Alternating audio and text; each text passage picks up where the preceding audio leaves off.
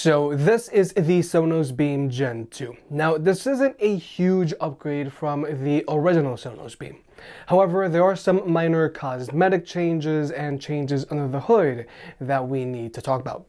Now the short of it is, there really is no need to run out and upgrade if you have the original Sonos Beam.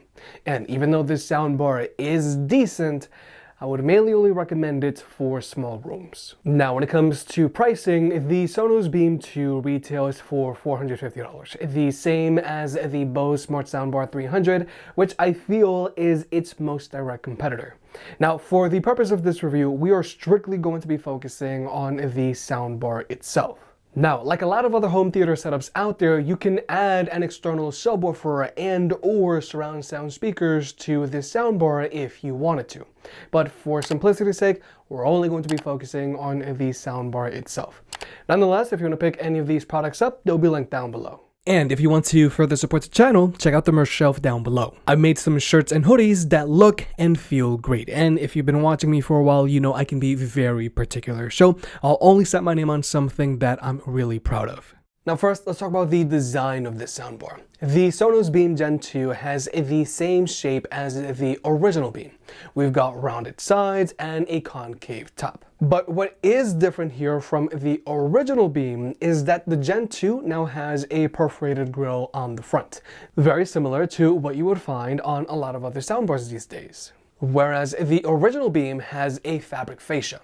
Now, this isn't a huge change, but I do have to admit I do prefer the look of the Gen 2, and just like before, the Beam 2 does a great job of fully disappearing when you're watching a movie in a dark room, after you go into the app and turn off the constantly on indicator light. Now, when it comes to dimensions, the Beam 2 has a length of 25.6 inches, a thickness of 3.9 inches, and a height of 2.7 inches. Now, concerning its length, the Beam 2 is relatively short, because here it is compared to the Bose Smart Soundbar 300 and the JBL Bar 5.0. However, when it comes to its height, the Beam 2 is pretty tall, and personally, I've always wished that the Beam 2 was thinner. But besides the height of this soundbar, the Beam 2 should be easy enough to place almost anywhere. But besides the height of this soundbar, the Beam 2 should be easy enough to place almost anywhere. However, I do have to point out that this soundbar does not come included with a wall mounting kit. That's sold separately, just like with Bose. But now let's talk about what does come included in the box. Now, obviously you get a power cord, and this power cord goes into the AC port on the soundbar. Pretty simple stuff. However, I really like this power cord for a few reasons. Now, first off, there is no external power brick that you have to worry about, which is great because it makes wall mounting this soundbar much easier. But I also really like this power cord because it's longer than normal and it's very flexible as well. So it just makes wiring this soundbar into your home theater setup much easier. So even though most people would overlook something as simple as this power cord, I thought I'd give credit where credit is due. Now, the Beam 2 also comes included with an HDMI cable, and this leads us to the first major change under the hood of this soundbar. Now, the HDMI out port on the Beam Gen 2 now has eARC support, whereas the HDMI port on the original Beam only has ARC support. Now, whether your TV has eARC or ARC support doesn't matter. The soundbar is still going to work with your TV. However, if your TV does have eARC support, then you're going to be able to enjoy higher quality audio formats like, let's say, Dolby Atmos, the one that's printed on the box. Now, what Dolby Atmos is that it's an audio format that allows creators to play sounds in a three-dimensional space. Now, we'll get deeper into Dolby Atmos in a little bit, but for right now, I just want you to know that all content doesn't automatically have Dolby Atmos, and all TVs don't have eARC support, especially older TVs. But these aren't prerequisites to use the soundbar. Now, the Sonos Beam 2 also comes included with an HDMI to optical port adapter, just in case your TV doesn't have an HDMI port that has ARC or eARC support. But I'm just being blunt here. If your TV doesn't have ARC or eARC support, then you should probably upgrade your TV before getting a soundbar. Rule of thumb, you usually want to try to use an HDMI connection between your TV and soundbar. And also, the Beam 2 does have an Ethernet port on the back, which could come in handy if you plan on placing this soundbar in an area of the house with spotty Wi-Fi, and if you plan on constantly streaming music to it. However, I feel that if you're still suffering from spotty Wi-Fi around the house, I feel that you should probably upgrade your wireless network before getting a soundbar. If you were to upgrade your wireless network, it's going to improve your streaming experience because your content isn't going to buffer, among many other things.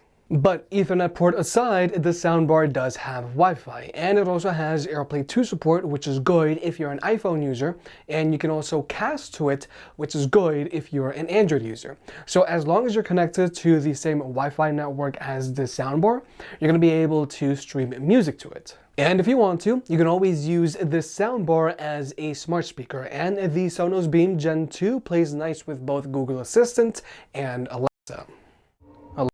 What is the current price of Bitcoin?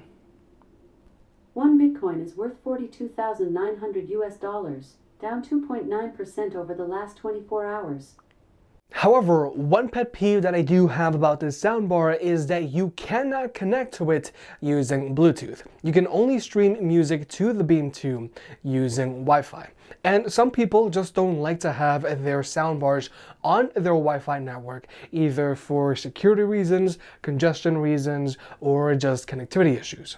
And personally, I don't want to be forced to have to share my Wi-Fi password with just anybody who might be over the house and who might want to stream music to the soundbar. But now let's talk about actually listening to music with this soundbar. Regarding speaker setups, the Beam 2 has a frontward firing tweeter, which is then flanked by two mid-range woofers. Then there are two frontward firing passive radiators, and there's an additional passive radiator that shoots out the back. And finally, there's a mid-range woofer on each side, which is angled out at like a 45-degree angle. Overall, the Beam 2 has a very respectable speaker setup. However, there are two major disclaimers that I have to point out here. Now first, there's Dolby Atmos, which is the main new feature on the Beam 2 over the original Beam. However, the Beam 2 doesn't have upward firing speakers like, let's say, the Sonos Arc, Bose Smart Soundbar 900, or the Sony HTA5000. So you're not going to get true Dolby Atmos. You're going to get virtual Dolby Atmos.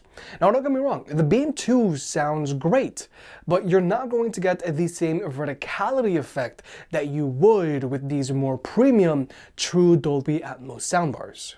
And then there's the max volume performance on this soundbar.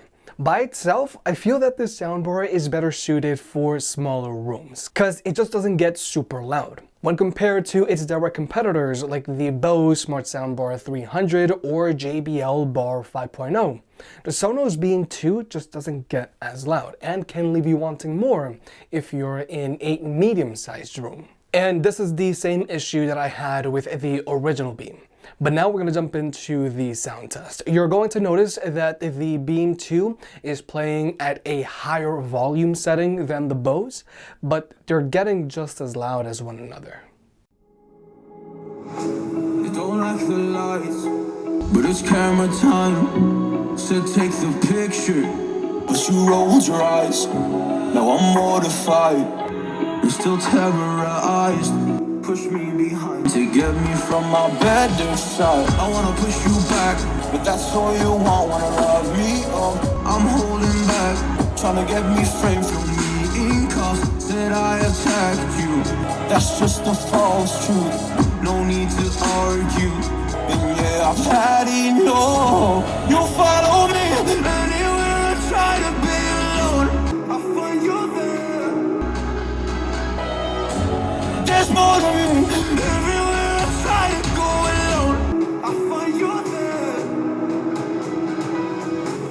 You follow me anywhere I try to be alone, I find you there. Oh, there's more to me. Anywhere I try to be alone, I find you there. I find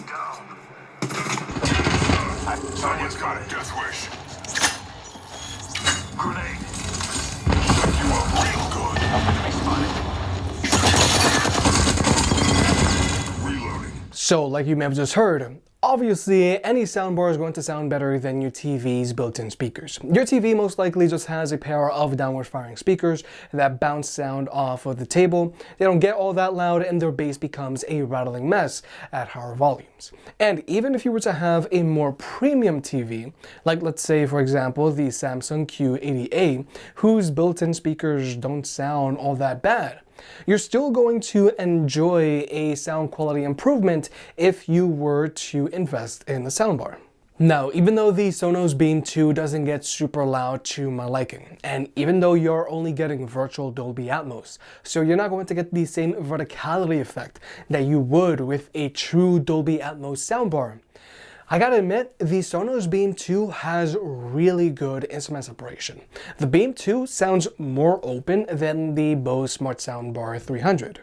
And even though the Beam 2 was playing at relatively higher volumes and even at max volume sometimes, even at those higher volumes, the Beam 2 continued to sound very clear and distortion was not an issue. And through Sonos' app, you can go in and adjust the EQ on this soundbar. Now personally, I think the treble on this soundbar is just fine, but I do like to raise the bass on this soundbar a little bit. But even if you were to go in and raise the bass on this soundbar all the way up, its bass is still not going to have too much physicality to it, and the soundbar does struggle a bit to actually rattle the floors and walls in your house. And if you were to raise the bass on this soundbar too much, it does start to sound shallow. So overall, I like how the Beam 2 sounds. I really appreciate the amazing instrument separation on the soundbar even when you're not watching Dolby Atmos content. However, I gotta stress that the Beam 2 does not get super loud. It doesn't get as loud as a lot of other soundbars out there. So you definitely don't want to get the Beam 2 if you plan on placing it in a large room or maybe even a medium-sized room, because it is going to leave you wanting more. Then there's the nature of its bass. The Beam 2 has a decent amount of bass, but it's not as much bass as some other soundbars out there, and its bass does lean more towards the audible side. So you're not going to feel what's happening on the screen as much as you would with some other soundbars out there. But finally, let's talk about the media controls and app on this soundbar. Unfortunately, the Beam 2 does not come included with a remote control like most other soundbars do. However, this soundbar does have media control buttons on it, so that you can raise or lower the volume and skip through your music directly from the soundbar itself. But if, let's say, you have a little one and you don't want them messing around with these control buttons, you can always deactivate them. Now personally, I like having the control buttons on this soundbar, and I don't mind that you don't get an included remote because I usually just use my phone anyways. But then there's the app. Now the app itself is fine. It's easy to use and I haven't had any connectivity issues with it. However, what I don't like about this app is that Sonos' app does like to collect a fair amount of information on you, and I especially hate that you have to sign into your Sonos account to use this app. So there's that. But if you can look over those two things, then this app shouldn't be a problem. But finally, let's talk about pairing this soundbar up with other speakers. Now, if you have other Sonos soundbars or Sonos speakers lying around the house, you can group them all together and get them to play in sync. However, since the soundbar does have AirPlay 2 support and Chromecast support, if you have any other AirPlay 2 or Chromecast enabled speakers lying around the house connected to the same Wi-Fi network, you can also group them together and get them to play in sync as well. But with all that being said, the Sonos Beam 2 is decent and I definitely can't hate on it. However, this isn't a soundbar that I would recommend to everyone. Now yes, the Sonos Beam 2 does have Dolby Atmos, but it's not true Dolby Atmos because you don't have those upward firing speakers. So you're not going to get the same verticality effect that you would with a true Dolby Atmos soundbar. There's also the max volume performance of this soundbar. The Beam 2 will struggle to fill a large room with sound, and if you've got a medium-sized room, it's going to leave you wanting more. And then there's the bass on this soundbar. It just isn't as physical as some other soundbars out there. However, where the Sonos Beam 2 does stand out is instrument separation. The Beam 2 sounds very open and continues to sound very clear, even at max volume. And believe me, you're going to want to use max volume on this soundbar on a regular basis. Now, even though the Beam 2 is not my top pick, it is a good option if you want something simple that just works, and if you plan on placing it either in your bedroom or small living room. If you made it this far, I guess you enjoyed the video, so hit the like button and get subscribed. If you want to pick any of the products up, they'll be linked down below. And if you want to further support the channel, check out the merch. I made some shirts and hoodies that look and feel great. And you know, I can be very particular, so I'll only slap my name on something that I'm really proud of.